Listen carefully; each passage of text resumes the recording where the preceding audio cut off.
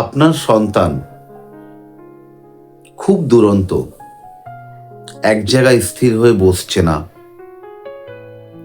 পড়তে বসলে বারবার উঠে যাচ্ছে, কোনো কথা ঠিকমতো শুনছে না, প্রচণ্ড দুষ্টুমি করছে, জিনিসপত্র ছুঁড়ে ফেলছে, শুধু খেলছে, একদমই কোনো কথায় মন দিচ্ছে না বা কথা শুনছে না।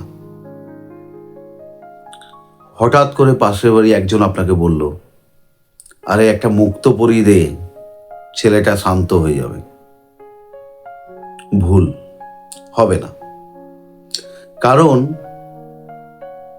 লগ্ন সাপেক্ষে দেখতে হবে চন্দ্র কোথায় আছে, বা লগ্ন সাপেক্ষে চন্দ্র কোন ঘরের অধিপতি। সেই চন্দ্র সেই জাতকের জন্য শুভ না অশুভ সেটা জানতে হবে।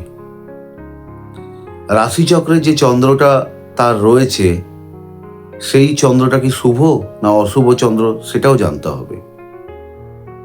তারপর তাকে মুক্ত পড়ালে কাজ হবে। অনেক ক্ষেত্রে আমরা অশুভ চন্দ্র পাই, কিন্তু তাকে প্রতিকার করতে হবে, না হলে তার খারাপ ফল হচ্ছে, কি করবেন? তাহলে মুক্ত তো পড়ানো যাবে না। ভয় নেই, মুক্তর পরিবর্তে তখন তাকে অন্য স্টোন পড়ানো যাবে, যেটা মুক্তের মতনই কাজ করবে। এই মুক্তর পরিবর্তে আপনি কি পড়াবেন?